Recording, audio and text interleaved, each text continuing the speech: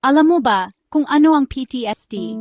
PTSD or Post-Traumatic Stress Disorder ay isang mental health condition na nangyayari kapag ang isang tao ay nakaranas o nakasaksi ng matinding trauma, tulad ng aksidente, abuse, giyera, o kahit isang biglang nakakatakot na pangyayari na nagdudulot ng matinding takot.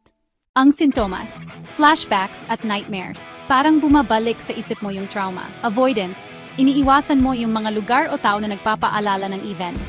Negative thoughts, laging anxious, guilty, o parang wala ng silbi ang buhay. Laging on edge, madalas magulat, irritable o hirap matulog. Detachment, parang wala ka sa sarili, manhid o hirap mag-concentrate. Good news?